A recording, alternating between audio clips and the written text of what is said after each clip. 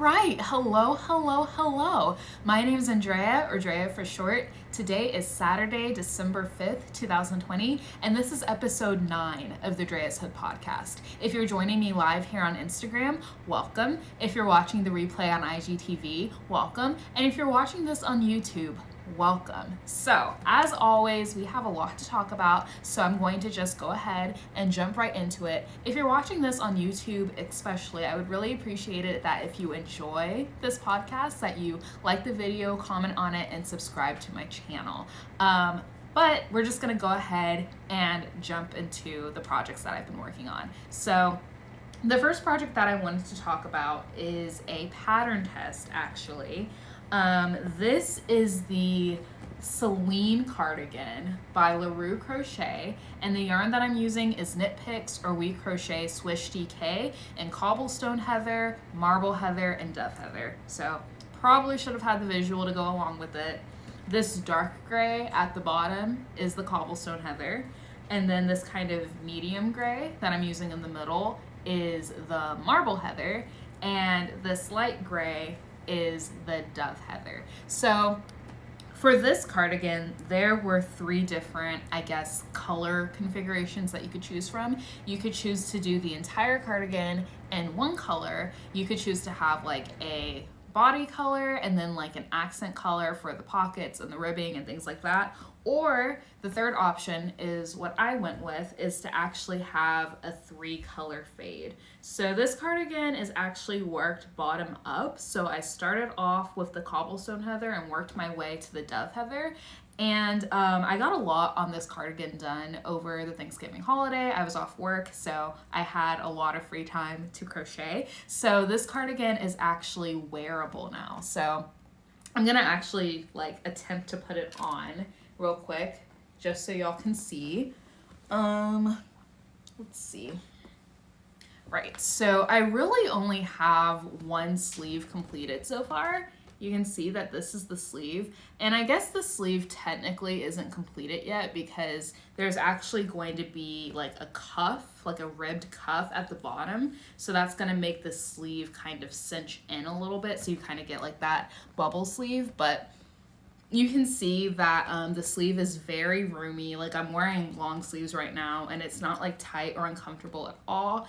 And I chose to do the fade on the sleeves as well. So I followed the same kind of like fade pattern as was called for on the body. And you can kind of see how it looks a little better when I'm standing up. Since I'm sitting down, things are a little scrunched up. But when I'm standing up, you can actually see how the stripes are lining up. So that's pretty cool. So yeah, mostly done with one sleeve. I'm going to do the other sleeve before I do the cuffs on both of them, just so I can get accurate like yardage calculations. But yeah, this cardigan is moving right along. Once I finish the sleeves, then all that's left, I say all that's left, but it's quite a bit, is to do like a hem on the bottom and then like some ribbing on the, what's this called, like the lapels, I guess, and then to add the like pockets, because these are like the pocket holes, and then to add ribbing along the pockets. So we're getting close, but there's still quite a bit to do on this, and I don't know what's going on outside. I don't know if y'all heard that, but it seems like my apartment has very thin walls, so I can hear literally everything going on in the parking lot. So if there are any strange noises, I apologize in advance. And okay, I thought my yarn was getting tangled in my hair, but it looks like we're okay. So yeah, I think that's basically it with the Selene cardigan. I'm thinking that I will do the sleeve cuffs in the Cobblestone Heather, since we've basically already faded to the Cobblestone Heather, so I think that would look nice.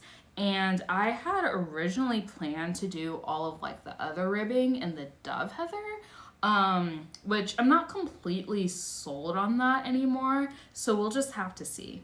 We'll have to see, but I think that that makes the most sense since you have like this big chunk at the top. That's the Dove Heather. So stay tuned to see what color I choose to do the ribbing in, I guess.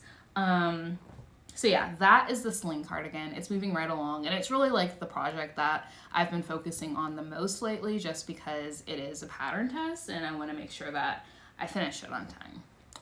Alrighty, so the next project I wanted to talk about, which in my opinion has been hanging around for a little too long, I'm ready to be done with this project. This is the Soundwave shawl, designed by Stephanie Aaron, and the yarn I'm using is Leroo cotton, tinsel fingering in the colorway After the Rain, and the mohair is from Sorella Yarn, and the colorway is called Voyager.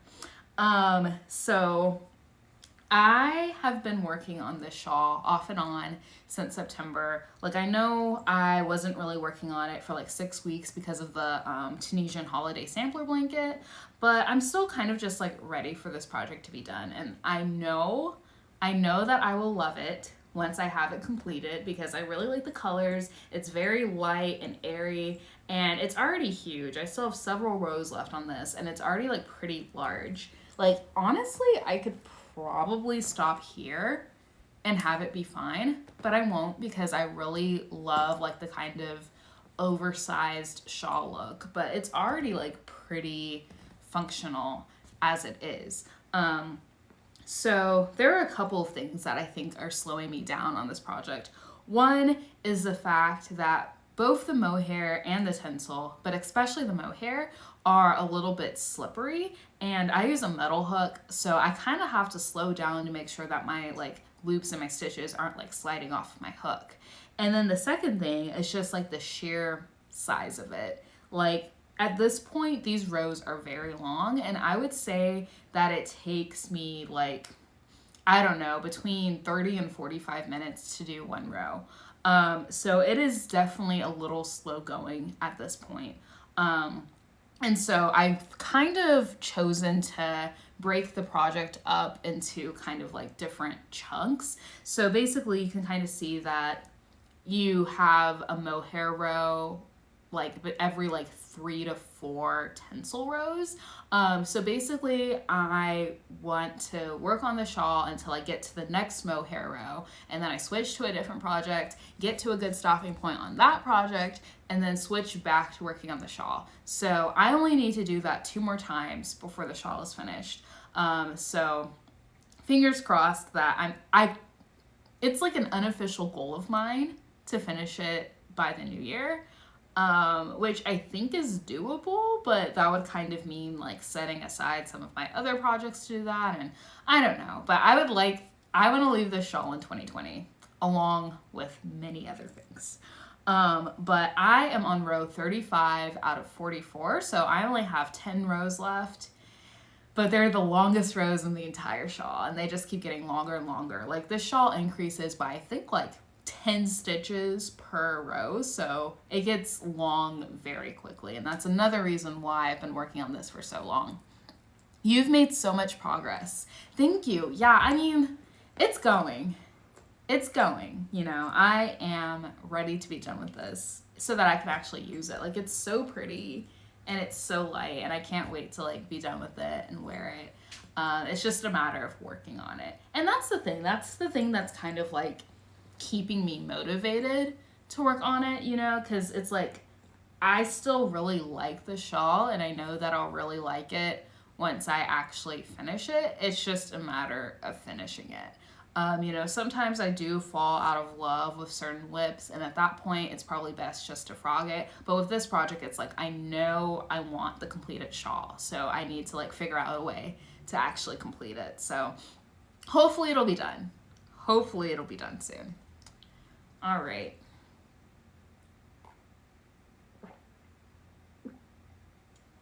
Okay, so the next project that I wanted to talk about is one that I haven't talked about for a very long time. I actually had it on my inactive whips list. It seems like we never have a chance to talk about our inactive whips, but that's another issue for another day.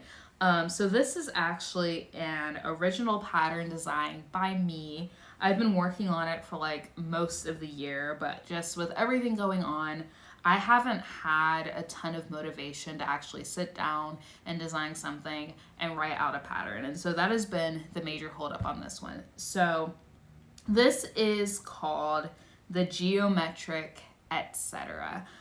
So it originated as a coaster set. So these are the coasters. There is a circle, a square. I'm trying to make sure that I'm showing y'all the right side of the work.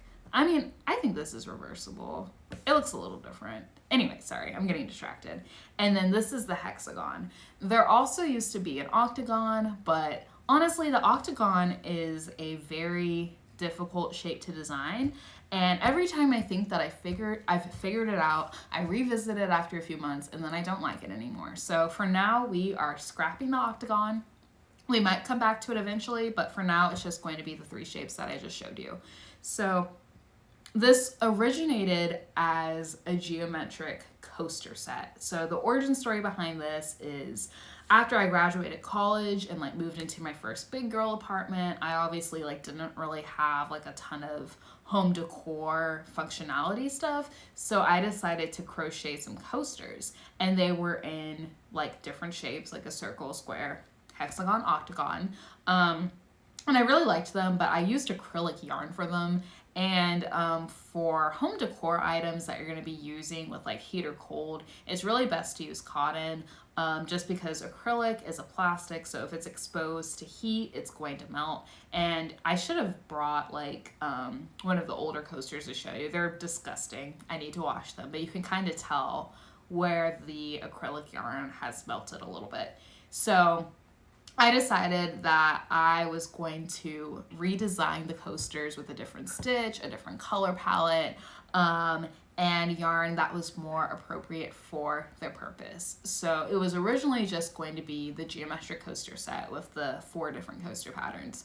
But then as I was designing it, I realized that the pattern could be modified to like several different things. So the full set will have the coasters, some face scrubbies, which are basically just cutting 1 round off of the coasters. So these are the 3 face scrubbies, and we could do a size comparison with the circle, for example. So this is the circle coaster, and this is the circle face scrubby, just for reference. So coasters, face scrubbies, a dishcloth or washcloth, depending on what room it is. So this is an example of the circular dishcloth. So size comparison again, coaster, dishcloth, quite a few more rounds on the dishcloth. And then also a pot holder or hot pad, which would basically have the same number of rounds as the dishcloth, except we would be working with double-stranded yarn to get it to be a little thicker and therefore like more effective as a pot holder. And then placemats, which would have many more rounds than the dishcloth. So obviously that is a lot of different samples to make, a lot of different patterns to write up. And I was really like working on this project a lot in like the spring and summertime, June, July. And of course that is when a lot of the Ravelry business went down. Not going to go into detail about that here. But that whole situation really just kind of like stole the joy of designing away from me. So I didn't really like touch this pattern for a while. And so I had a friend, I don't know if she wants to be named, but I had a friend who has a really good memory and remembered me posting about the coasters and was thinking about making some for some Christmas gifts for her friends and family. So she messaged me and was like, hey, like, do you have the pattern written up? And I basically did have the pattern written up because I take notes on, like, my pattern design process is essentially, like, once I have an idea, I like do like all my gauge swatching. I didn't do gauge swatches for this because it wasn't really necessary, but if the situation calls for it, I like do all my gauge swatching. I take notes on the stitch repeat and the row repeat, and then I start making the sample. And inevitably, as I'm making the sample, I discover issues with the pattern that I need to fix as I go along. And all the while, I take notes, usually on the Notes app on my phone, just in kind of like basic terms. And then once I'm happy with how the pattern is, that's when I'll go ahead and type it up into like the standard crochet pattern lingo that we're all used to. So at this point, I had the pattern written up on my phone. It was just a matter of translating it to all of the crochet terminology. So since she was looking for this for the holidays, I knew that I kind of needed to be a little quick. You know, it is December 5th, Christmas is in 20 days. So I knew that I couldn't really like dilly-dally on this. And she was only interested in the coasters and the face scrubbies. So thankfully those were the smaller patterns out of the entire set. So I was able to write those up pretty quickly, and we kind of agreed that this would kind of be an informal pattern test. You know, I have like a whole like process for selecting pattern testers and things like that. So I didn't do all of that. It was just like, hey, like here's the pattern, like with the understanding that like this is very bare bones, because I was planning on adding photo tutorials and things like that. This is very bare bones. So take a look at it, like make what you want to make from it. But if there's anything that's just like absolutely confusing, like please let me know. So she was able to work through the circle and the square, no problem. But I did some things that were a little unconventional I would say the entire design is a little unconventional. And when we get closer to the release, I'll go into a little bit more detail about like why I made some of the choices that I made. But the hexagon especially, in order to get, you know, 6 corners and have it lay flat with the type of stitch pattern I was using, I had to get a little creative. And so the way that I had it written in the pattern was a little confusing. And so my friend suggested that I make a stitch diagram with the little symbols. I used Stitch Fiddle to create a stitch diagram for the hexagon coaster. It took several hours because I didn't know what I was doing. And let me tell you, I do not use crochet stitch diagrams usually. I strongly prefer looking at the written instructions. I think that that's just how my brain works. So I put a poll in my stories, like asking if people had used a stitch diagram before or not. And I think the results were 74% yes, they'd used a stitch diagram before, 26% no, they hadn't. So I guess I was in the minority. It seems like a lot of people do use stitch diagrams, but again, that's just not my personal preference. But for this hexagon coaster, I could see why a stitch diagram would be useful. So I learned a lot by putting this stitch diagram together, and I still don't know if I actually did it correctly. Time will tell, I guess. But yeah, this was a good learning experience for like stitch diagrams and creating them and reading them and things like that. So maybe I'll like seek out patterns that have stitch diagrams more often so that I can use them as a learning experience. Okay, I need to drink water.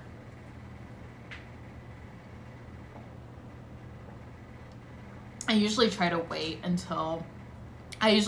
to drink water like between each project as like a kind of break, but I've been like talking about this one for a while, so had to break it up a little bit.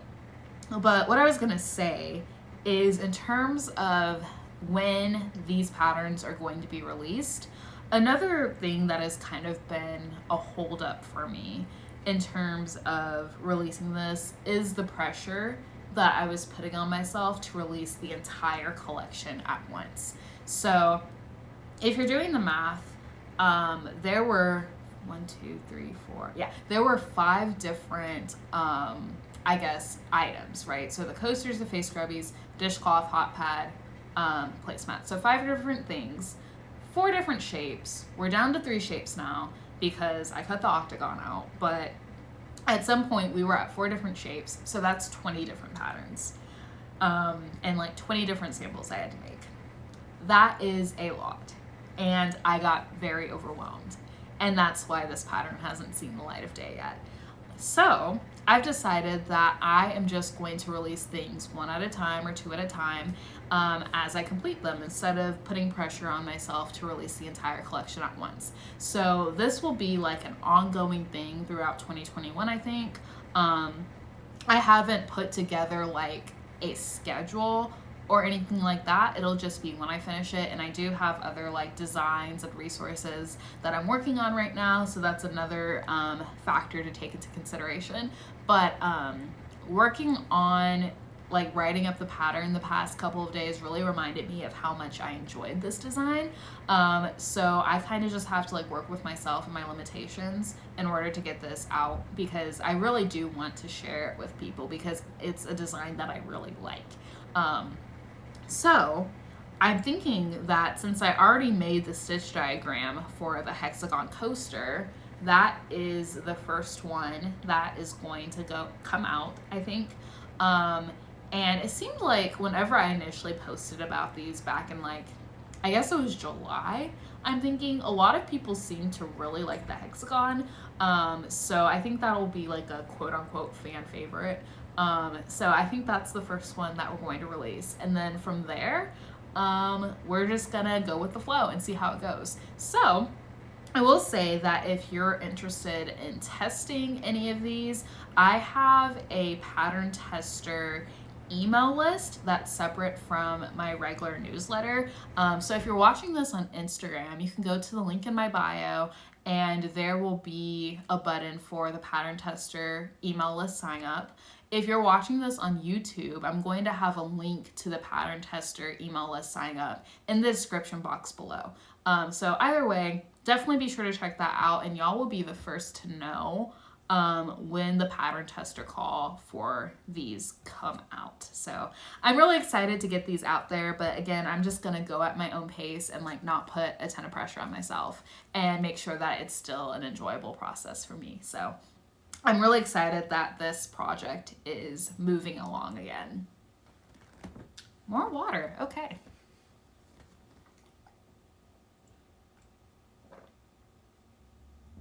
Probably dehydrated, it's fine.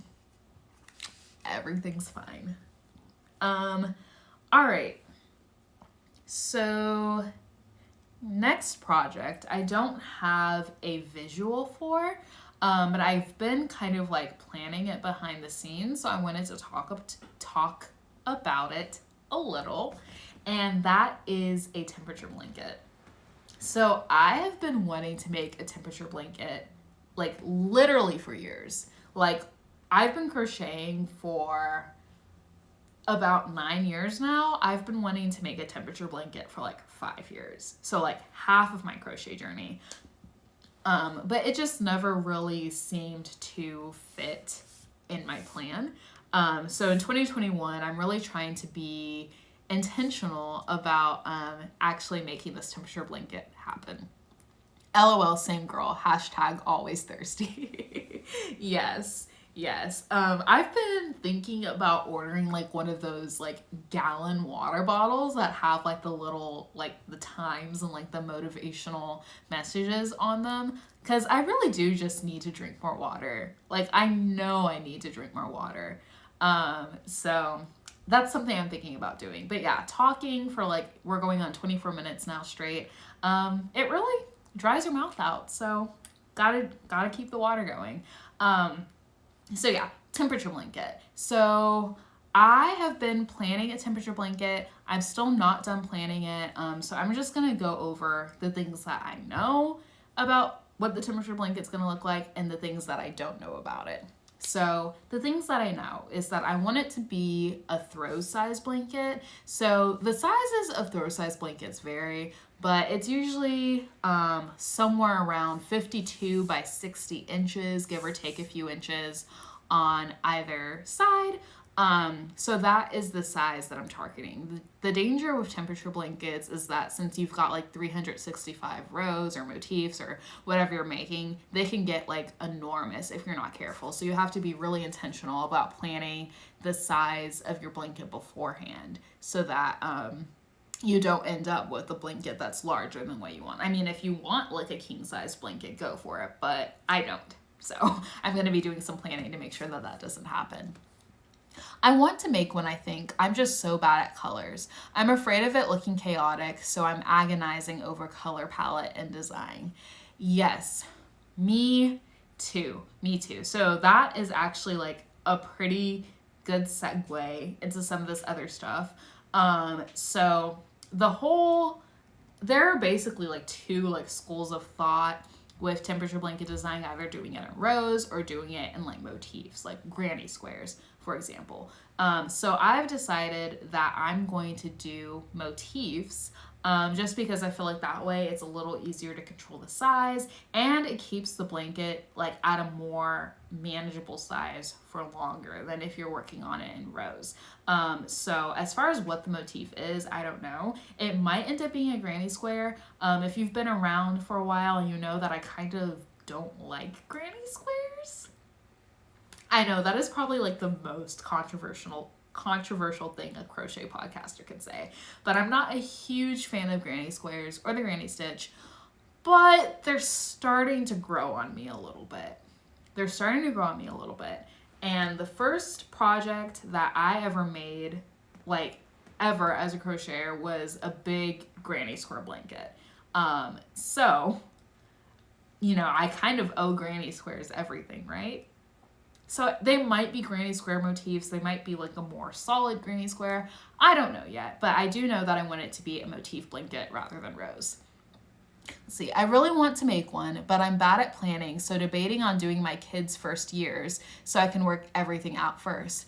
Ooh, yeah, that's a good idea. So as far as like temperature blankets go, a lot of people like to do the temperature blankets for like the year that it is currently. So my temperature blanket will be 2021, but a lot of people also like to do historical temperature blankets like for their kids' first year of life or like their first year of marriage or like the year they were born, things like that. So that is something that I considered as well.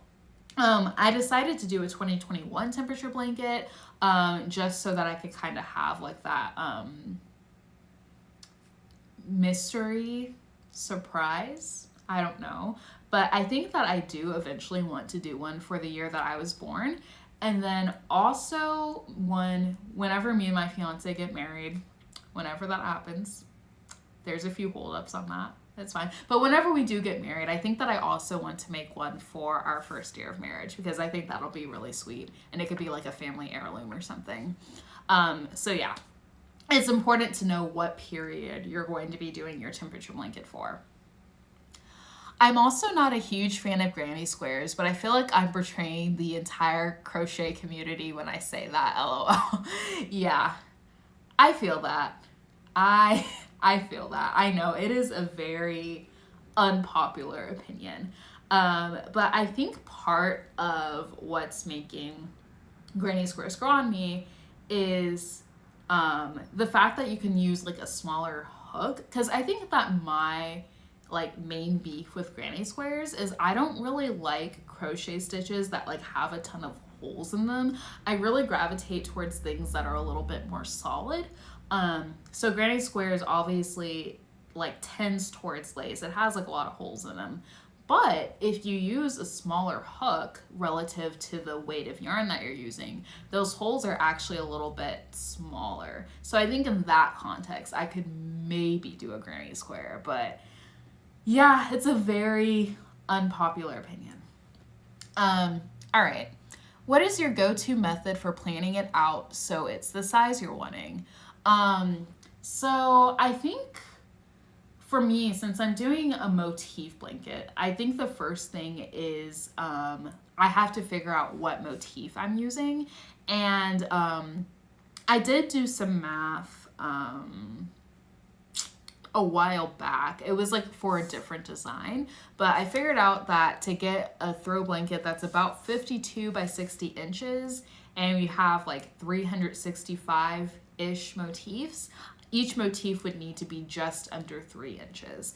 So I have done that math. So I think if we're breaking it down into steps, the first steps would be obviously to figure out what size you want your blanket to be. What do you want your final dimensions of your blanket to be? And definitely be sure to account, if you're adding a border at the end, definitely be sure to account for that, because depending on what kind of border you're using, that could definitely influence the final size of your blanket. Not by much, it'll just be like a couple of inches, but if you're really wanting to be like super precise, then that's something that you have to look for.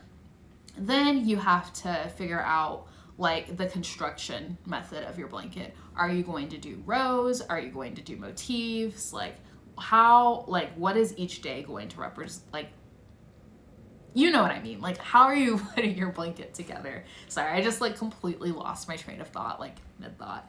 And then the next thing that you're gonna wanna do is make a gauge swatch, I would say. Because let's say you're wanting to do your blanket in rows, right? And let's say that they are like double crochet rows. It would be important for you to know how tall your rows are. It would be important for you to know your row gauge and your stitch gauge so that you know how many stitches you have to do to get across the row. So if your horizontal dimension is to 52 inches, how many stitches is it going to take to get you to 52 inches? And then you're going to want to make sure that based on your row gauge, that having 365 rows is going to get you to your 60 inches, or at least close. Because if not, you might have to add row, like maybe do like 2 rows per day, or take rows away, things like that. So I would say next thing that you would need to do is make a gauge swatch.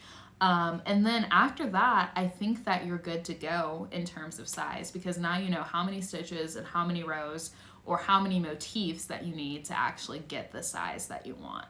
So that's kind of the process that I've been following. And I've really gone back and forth a lot on, I guess, like if I wanted to do motifs or rows, but we're doing motifs. That is my final answer, locking it in. Because I really need to like get a move on with the planning. It's December 5th. And at this rate, I'm probably not going to be able to start on January 1st because it's December 5th and I still don't know a lot about what the blanket's going to look like. So there's that.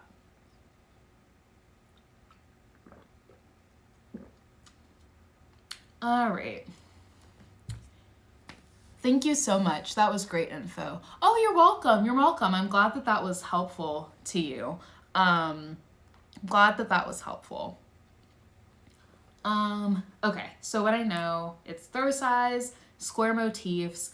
I was originally planning on trying to design my own temperature blanket, but I started overthinking it and overcomplicating it, and I got a little overwhelmed. So I'm probably just going to be like taking somebody else's pattern and modifying it.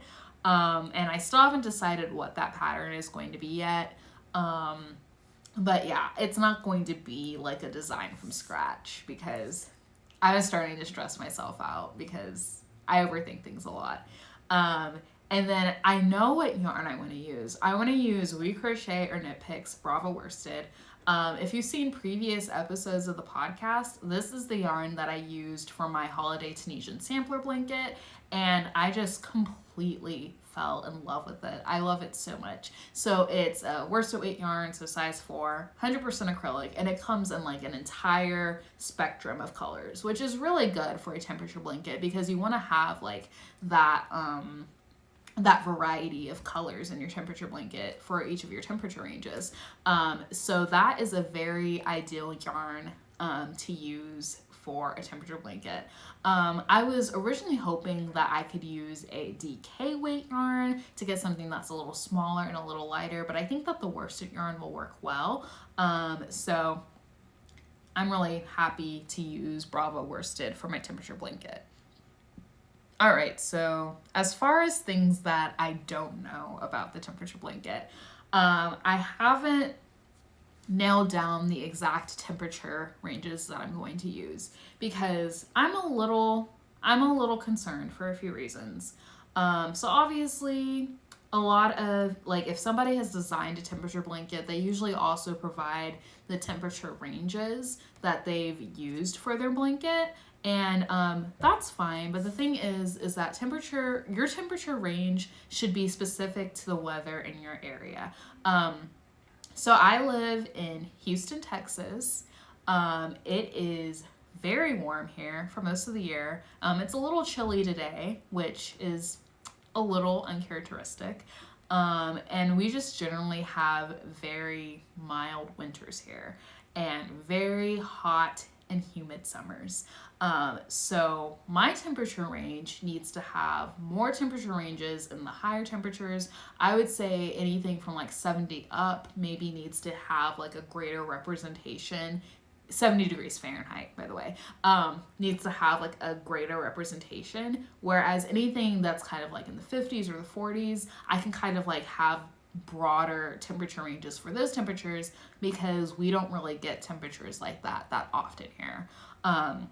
Whereas if you live in a place that actually has seasons, you like would need like a more evenly distributed temperature range across the board, because you're having your hot summers, you're having your transitional weather in the spring and the fall, and you're having your actual winter temperatures. So I do have to put in a little extra effort to figure out what my temperature range is going to be.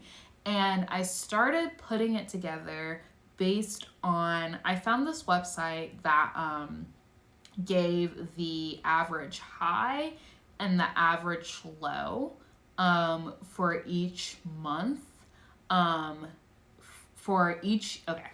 how do I explain this? So the data, all the data points were taken from the years 1981 to 2010, and then they would like take all the January temperatures, average them, all the February temperatures, average them, on and on for each month. So that was a pretty good starting point to figuring out my temperature ranges, and I realized that the floor of my temperature range should be about 40 degrees and the ceiling should be 100 degrees.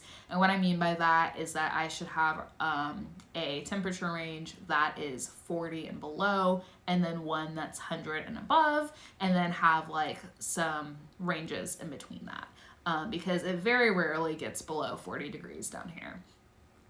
That's a great point. Most temperature blankets I've seen put the same range for every color. Yeah, exactly. And that is something that I've been struggling with, because I think most temperature blankets have like 10 degree ranges. So like 50 to 60, 61 to 70, 71 to 80, like that. But I think in some cases I might need to split those into like 5 degree ranges, just because we do tend, at least here in Houston, like we do tend to like kind of stick with the same temperature for a while. Like basically from the months of like April to like October, it's about the same. Particularly warm in the summer months, but we don't really have a spring here. We don't really have a fall here. So I don't really need to have like a ton of like 50s and 60s degree weather, because like we don't really get that weather here. So it does have to be customized for wherever you live. So where was I? Yeah, so I was looking at that data, and let's see, 40, 100, I said that already. And I did kind of get like a rough start on my temperature ranges, but I kind of want to like see if I can find like some more detailed data. And here I go, overcomplicating it again. But I do want to see if I can like find some more detailed data to figure out where I need to make like those splits. Because right now I have it in 10 degree ranges. I think I actually have it written out. Yeah, so I have like a 39 and below, 40 to 49, 50 to 59, 60 to 69, 70 to 79, 80 to 89, 90 to 99, and then 100 or higher. So those are like my draft temperature ranges right now. But like I was saying, like I don't think that I really need like a 50 to 59 or a 40 to 49.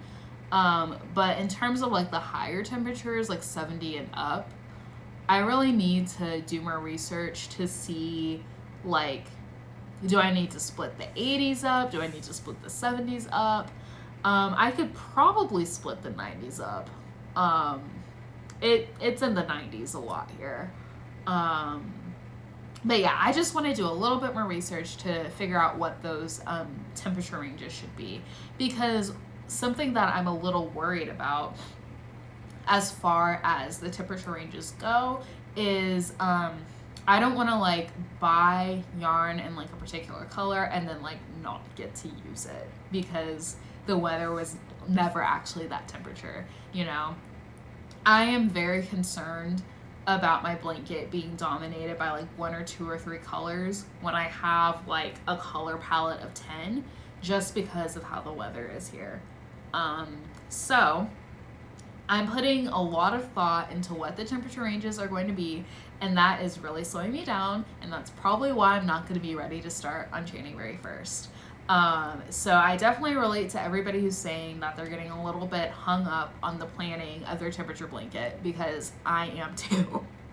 I am too. So yeah, that's the major thing to figure out is the temperature ranges and how you're going to split them up. Obviously the color palette is something that I haven't figured out yet, because a lot of that depends on what my temperature ranges are going to be and like how many colors that I need.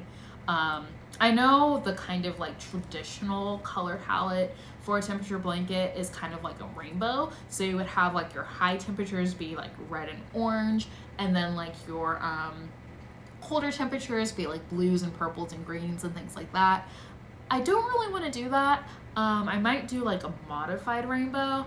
I do have like a kind of color palette in my mind that I try to stick to across all of my projects, and I would like to try to stick to that color palette for my temperature blanket as well, because it's one of my projects.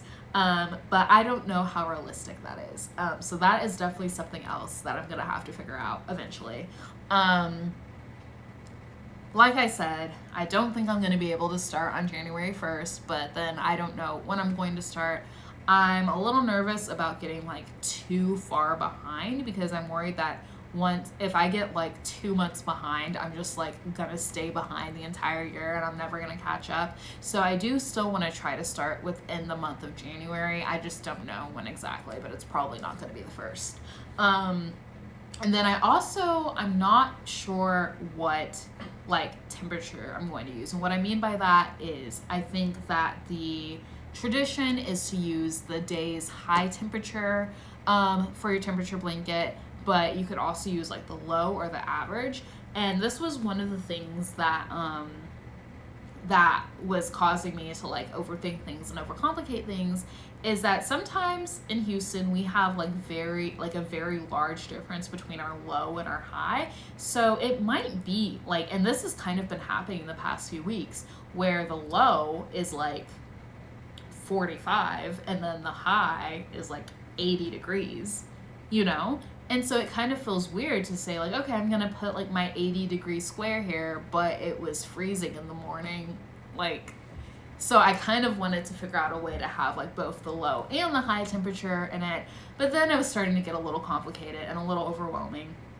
So, and then I feel kind of weird about taking the average too, because I would like to account for like the amount of time it was a certain temperature, if that makes sense. So that's like a weighted average.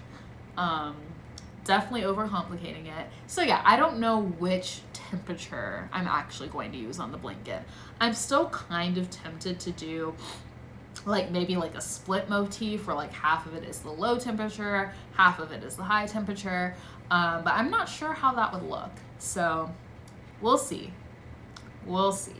And then another thing that I'm not sure is if I'm wanting to include like rainy days and special occasions on the blanket. Sometimes people like to have like special squares to mark their birthdays or their anniversaries, and also to indicate rainy days. Here in Houston, we have about 100 rainy days per year, so that's like a third of the year. It rains quite a bit here. So I kind of did originally want to have that on the blanket, but again, not entirely sure how to do that without making it too complicated.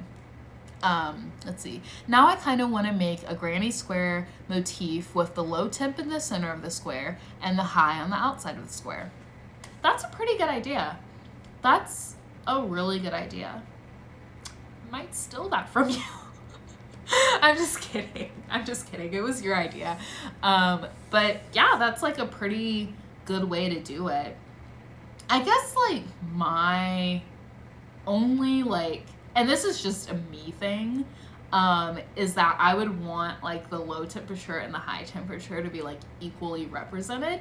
And like, since granny squares are worked in the round, then well, I guess you could make it to where you could do like, if the granny square is like 3 rounds, you could do like the first 2 rounds with the low temperature, and then do like the last round in the high temperature, so it's about the same. So that's easy to work around too.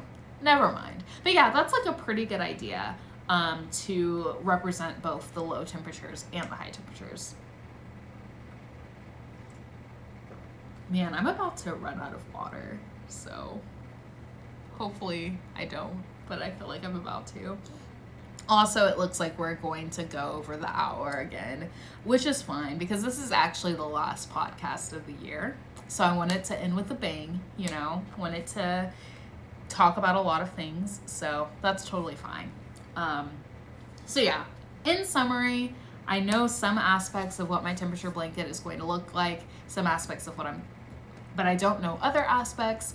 So definitely stay tuned, and there's more to come regarding the temperature blanket. I don't want to say too much about it because a lot of that is still in the works behind the scenes, but there is a interactive component coming with the temperature blanket. So if you're one of those people who's also wanting to make a temperature blanket, definitely keep an eye out on my Instagram.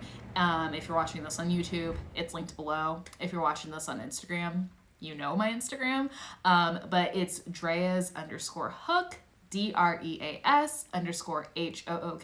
And if you're on YouTube, that will also be in the description. So that's the place to stay up to date on everything that's happening. Let's see. I'm in Oklahoma, so I definitely understand what you mean about varying temps throughout the day. LOL. Yeah, I feel like there's like this kind of like region, like kind of like South Central United States has like that huge like temperature range with morning and night.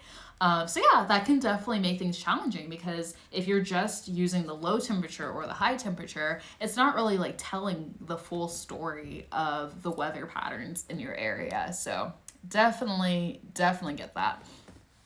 If you do that idea, maybe you could just do 1 round of the granny squares in a special color for rainy days. That's also a really good idea. Yeah, I was thinking about using gray for rainy days, obviously, because like overcast and rain. So I was going to use like a shade of gray. So I think that would be like a good idea man, y'all have such good ideas. I'm already like visualizing my blanket a little bit better now. So thank you for this. And I'm like so glad that like so many people are interested in temperature blankets. I think it's really cool that it's such a conversation starter. So yeah, stay tuned for more on the temperature blanket. All right, so I do have 2 more projects that I wanted to talk about, and they're actually not crochet. I know, and they're not knitting, and they're not Tunisian crochet. So we are kind of like jumping the shark a little bit, but I think that cross stitch is, my fiance just like glared at me when I said that. Rude. But I think that cross stitching is technically still a fiber art, so it's relevant. But yeah, I have gotten really interested in cross stitching the past couple of months. I've been watching a lot of cross stitch streamers on Twitch. And I just was like so mesmerized by the process, and it looked really relaxing, and I was really impressed by some of the pieces that they were working on. So I decided to pick up a couple of cross stitch kits and learn how to cross stitch.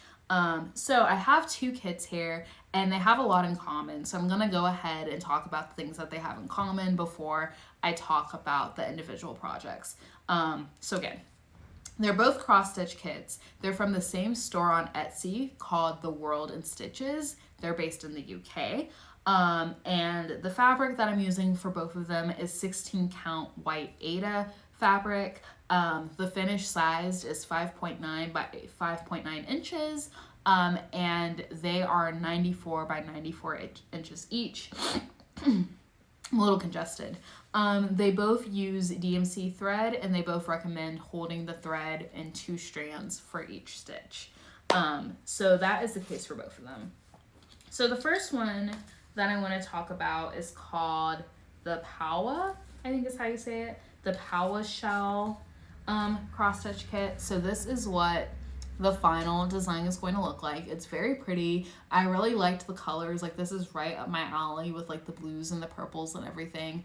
And this isn't actually one that I was originally interested in. Like I said, I got 2 cross stitch kits from the same shop, and the reason why I got 2 is because I wanted free shipping. Not gonna lie, I just wanted free shipping. You know, the shop is based in the UK, and so that means shipping to the US is a little expensive, and I decided that I would rather have 2 kits than 1 kit and a ton of shipping. And I will say that I have kind of like been in the maker community long enough to know that Etsy kind of railroaded a lot of sellers into offering free shipping on their orders. So I'm definitely well aware of that. But I figured that it would be better for everyone if I had 2 cross stitch kits, because that's actually more product that the seller is selling. Anyway, so this is the Powa Shell kit. It uses 18 different colors, so a lot of different colors, and there's just like a lot of like dimension to the design. So here's what I've done so far. I've got like a little makeshift needle minder. These are like the kind of like magnets that you use to like clip your chips and stuff. They were the only magnet I had, and clearly it didn't work well as a needle minder because my needle isn't on here, so I don't know where my needle went. But anyway, so this is what I've done so far. I started in the center, which was around here, and I don't know if you can tell, but this kind of like greenish blue, this is actually 2 different colors. And this is like a big reason why I only crochet during the daytime, because I really rely on the natural light to be able to tell the difference between some of these colors. Because at night when I'm using like my, I guess, artificial light, it's very warm lighting, and it kind of washes things out a little bit. So I really rely on the natural lighting to tell the difference between the colors. But these are 2 different colors.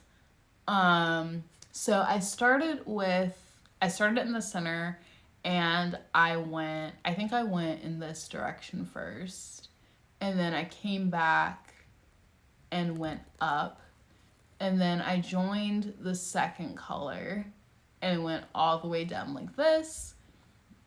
And now I'm working with like this, it looks black, but it's actually like a very dark navy blue. So now I'm working on this, and I'll come back around.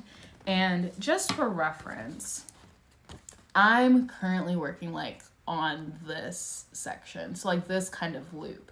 So the navy is going to form like a large loop basically. So once I finish with that, the kind of like colors that I was originally using up here are also down here. So I'll go ahead and do those. And I think that am I looking in the right place? Yeah. I think that kind of forms a little loop as well. So then I'll go back to adding like the navy, and then after that I'm not sure what I'm gonna do. Part of the struggle for me with cross stitching is that like I never know what order I should be doing my stitches in. So I have to do like a lot of thinking before I actually do it. But so far it's working out decently well. This is what it looks like on the back. So it's probably not like the neatest cross stitching back that you're ever gonna see, but I mean, it's okay. It's okay. It's fine. So yeah, I'm really enjoying cross stitching right now. I find it very relaxing. It's a nice change of pace from like crocheting or knitting or Tunisian crochet. So I'm really enjoying it. And it's slower, so like I kind of have to like slow down and think about it. So yeah, it's really a lot of fun.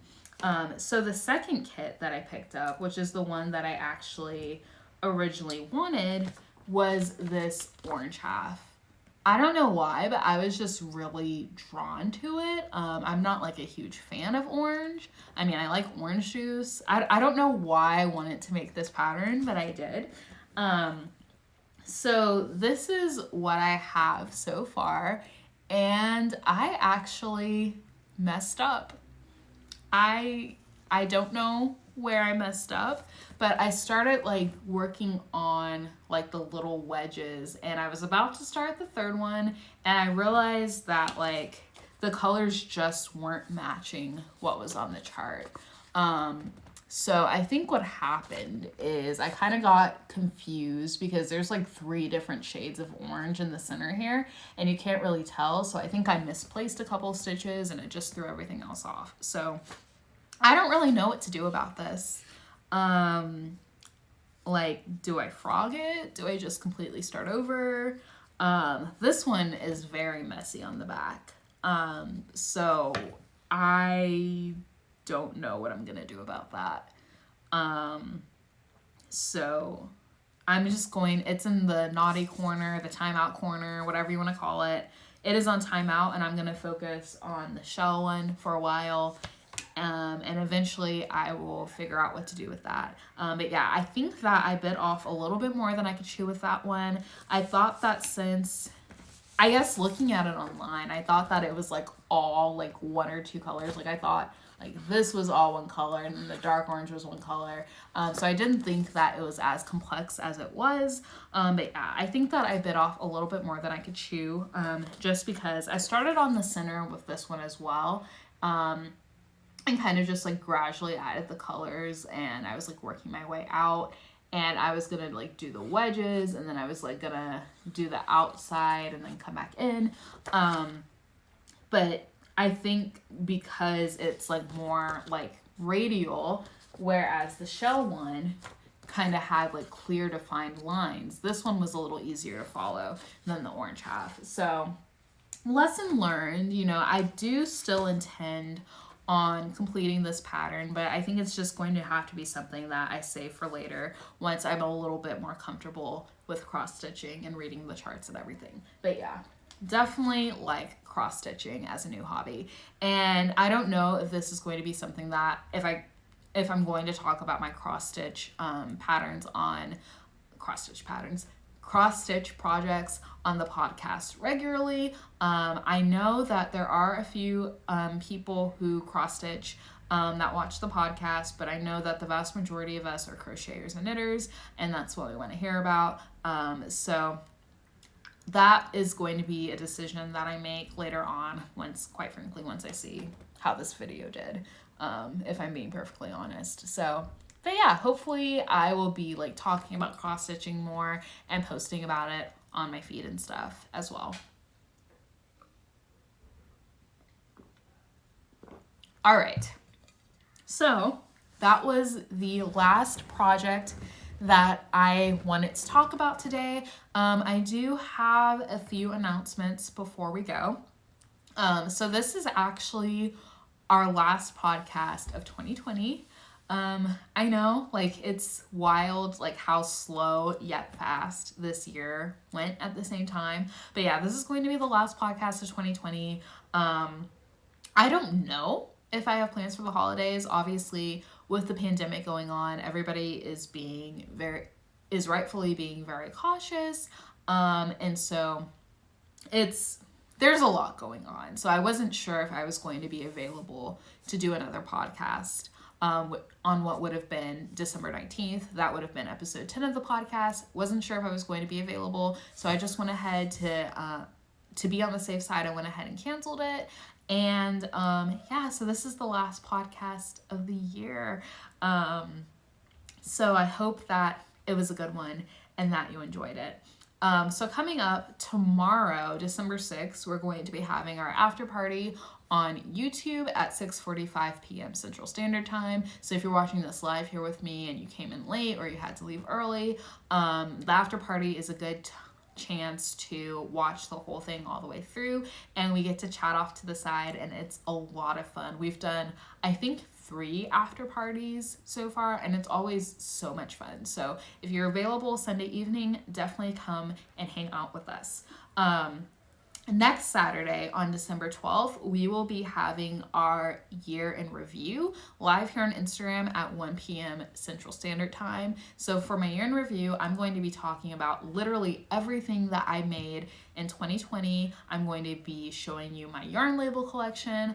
I am going to be talking about what goals that I had set for myself, the ones that I met and the ones that I didn't meet, and whatever else came up. So it's going to be basically very similar to our podcast, but just for the entire year instead of the previous 2 weeks. So it's going to be a lot of fun. I hope you join me. Once again, it's going to be live here on Instagram at 1 p.m. Central Standard Time. And then, of course, we'll be having an after party for that year in review as well. That'll be the next day on December 13th on YouTube at 6:45 p.m. Central Standard Time. So if you can't make the live, then the after party is another chance to watch the video and still kind of have some of that interactive element. So with that being said, the year in review is going to be the last live that I do for 2020. So today is the last podcast. Next week is the last live period. So I know this is looking way ahead, but I kind of just wanted to talk briefly about my tentative, I cannot stress this enough, this is a tentative schedule for January. So January 9th is going to be my 2021 maker goals, where I talk about basically all the things I want to make, all the skills I want to learn, and my plan to make that happen. So January 9th is going to be a really good video. I'm really excited about it, so I hope you'll tune in for that one. January 16th is going to be episode 10 of the podcast. January 23rd is going to be Make With Me episode 3. So if you're not aware, basically I'll be working on one of my whips, and we'll just be talking about anything that comes up.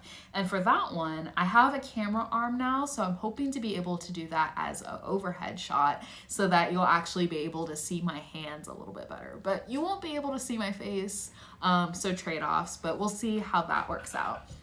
And then January 30th is going to be episode 11 of the podcast. So that's kind of looking far into the future, what we're talking about for January. Once again, it's a tentative schedule because I am hoping to be able to squeeze some other videos in there, but I'm not sure how that's going to work.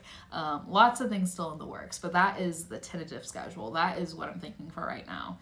And just in general, in 2021, I'm hoping to make different types of videos, maybe some more informational or educational videos.